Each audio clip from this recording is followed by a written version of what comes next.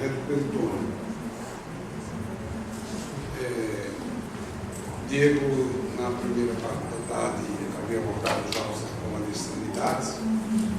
Desejando uma compilação da literatura de vários autores,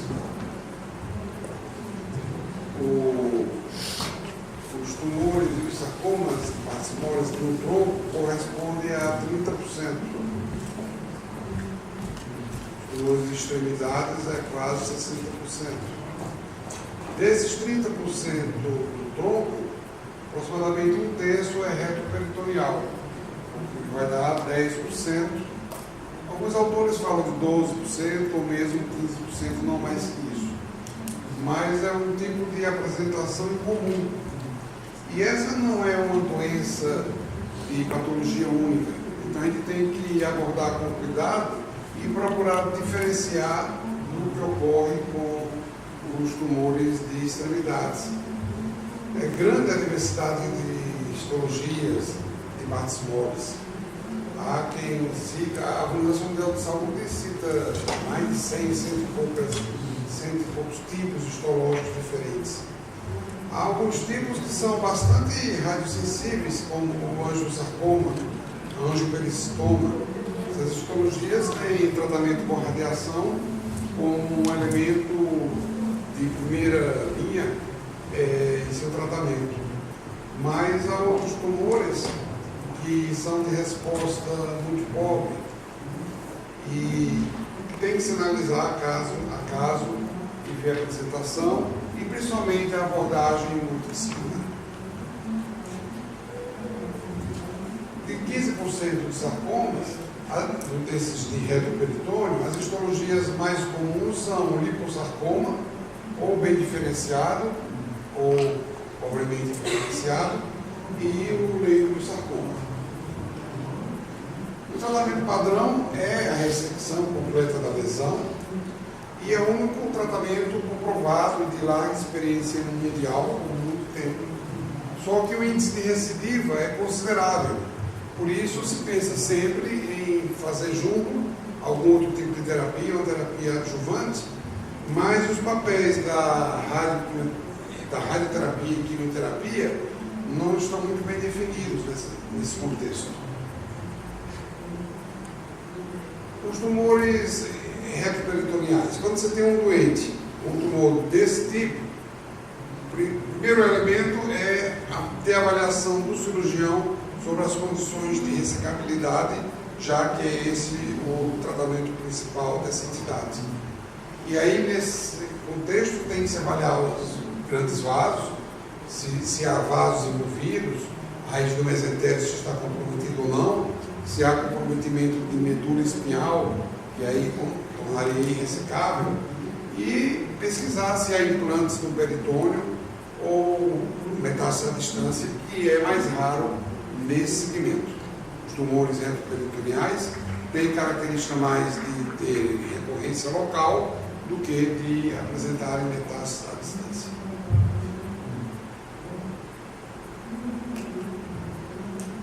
A cirurgia é sempre uma cirurgia muito extensa, porque é uma região ingrata e aqui é intestino, rim, músculo de psoas, pâncreas, diafragma. Então tudo isso é elemento que pode ou não precisar ser removido juntamente com o tumor. Aliás, na abordagem multidisciplinar, quando se pensa em fazer radioterapia, principalmente pré-operatória, é muito importante essa interação com o cirurgião, na sua programação cirúrgica, porque se é um órgão que vai ser removido, você não teria problemas em ultrapassar os limites de radiação daqueles órgãos. Não há nenhum estudo randomizado, estudo sério, da medicina baseada em evidências, que nos ajudem a definir e estabelecer hoje o papel da radioterapia em retroperitônio. Até porque todo o histórico que há anterior era de trabalho da radioterapia convencional, onde havia limitação de portas de entrada.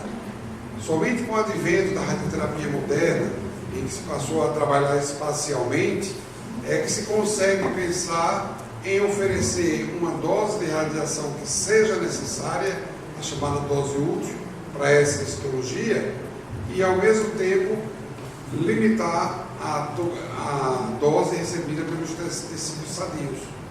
No passado, as doses que se conseguiam ser administradas eram doses insuficientes para oferecer benefício em termos de resposta. A Wacosog tentou reanalisar o papel da radioterapia em retroperitônio, mas não foram bem sucedidos. A matrícula dos pacientes foi pobre, houve vários problemas, mas há um outro estudo europeu que completou esse trial, fechou a entrada de novos casos, os dados estão maturando e brevemente nós teremos uma primeira resposta sobre se a radioterapia é ou não útil. Isso aí. Do ponto de vista de biologia, se determinados tipos de sarcoma têm o benefício da radioterapia adjuvante quando feita nas extremidades, não haveria razão para que esse benefício também não fosse alcançado no retroperitônio, desde que a gente consiga administrar a chamada dose útil, a dose que é efetiva nessa circunstância.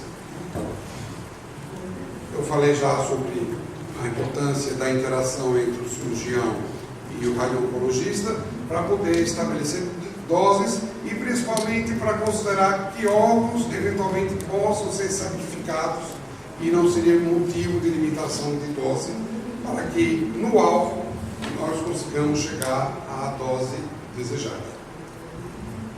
Veja aqui um exemplo. A gente tem aqui uma lesão, o retroperitônio. Então, o que é que tem que se fazer num planejamento moderno de radioterapia? A gente define o alvo, a lesão macroscópica, chamada de IGTV. Nós temos que estudar o movimento desde o tumor, porque essa área do abdômen está sujeita a muitos movimentos, a influência direta da respiração e dos movimentos do diafragma, a influência de alças intestinais. Então, se cria um volume que é função desse movimento, e se dá ainda uma margem para a eventual doença subclínica que há em torno disso. Num tratamento pré-operatório, que é o desejado, até porque pré-operatoriamente a gente consegue definir o tumor, o componente sólido, diferente do planejamento pós-operatório, em que nós teríamos somente um espaço virtual ocupado por tecidos sadios que têm que ser poupados, nós teríamos que dar uma dose em torno de 50 Gray, até porque se o paciente terá uma abordagem cirúrgica, não precisaríamos de uma dose maior que essa.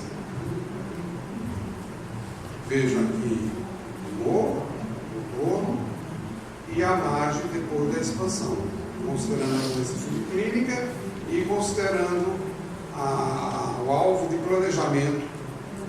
Se considera erros inerentes ao posicionamento dia a dia na máquina de tratamento.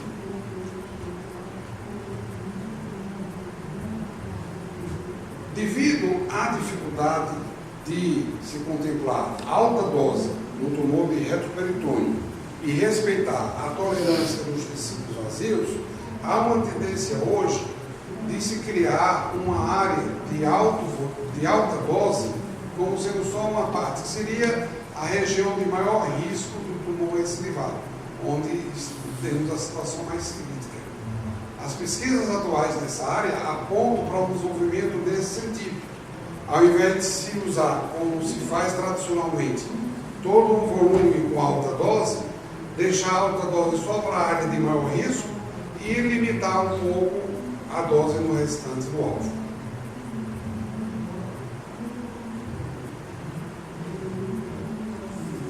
Na radioterapia intraoperatória, ela foi já bastante usada na década de 70, década de 80, principalmente quando se tinha os tumores abdominais irressecáveis tumores de reto peritônio em que o cirurgião não conseguia remover integralmente, ficava um resíduo. Esse resíduo era difícil de ser irradiado posteriormente, decorrido pós-operatório, principalmente por causa das alças intestinais. Veio a ideia na época de se fazer, logo após o ato de ressecção cirúrgica, a colocação de cones de radiação dentro da cavidade, porque se tinha aqui a vantagem de poder afastar as alças intestinais. E isso fazia dose de radiação. Isso foi bastante animador por um tempo, mas era um tempo anterior a essa radioterapia moderna, essa que eu acabei de mostrar, em que se faz modulação de feixe, em que se faz radioterapia guiada por imagens.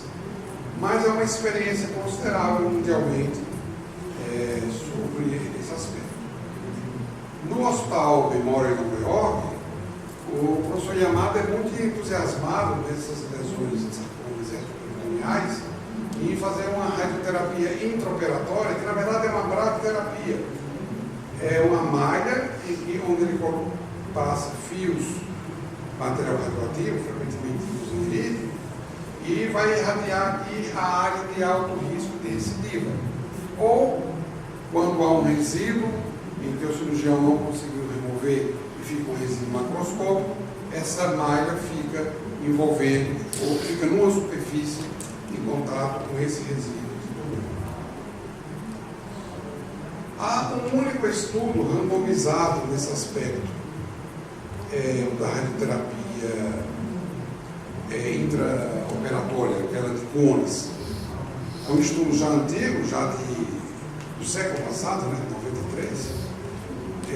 Poucos pacientes, somente 35, mas se verificou que os pacientes que eram tratados só com radioterapia externa, e olha que a dose é uma dose indesejável para sarcoma, uma dose baixa, o sarcoma ainda precisa pensar em fazer uma dose de 66 grays no leito na área de maior risco, 60 grays na área maior.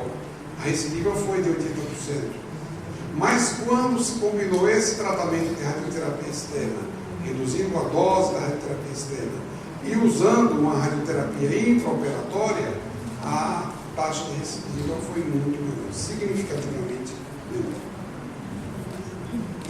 Aqui outros exemplos para ilustrar de cones de radiação colocados diretamente na cavidade cirúrgica, mas que podem irradiar uma região bastante limitada. Vocês vejam que no estudo, esse randomizado que eu acabei de mostrar, a radioterapia intraoperatória foi usada em combinação com a radioterapia externa subsequente, para poder se dar a dose total adequada. É impossível se dar dose total adequada somente através de técnica de radioterapia intraoperatória. Porque esses tipos de tumores, sarcoma de partes moles, são tumores tradicionalmente radioresistentes ao fracionamento convencional. Para se conseguir uma dose chamada útil, nós precisamos de dar doses muito elevadas.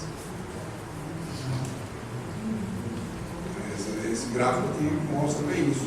É um gráfico tradicional em radiobiologia, a probabilidade de controle do tumor. Nós temos essa curva vermelha. Se a gente tem alguma droga que ajuda a fazer uma radiosensibilização, essa curva se desloca para a esquerda, e então com menor dose nós conseguimos manter ou até aumentar a probabilidade de controle.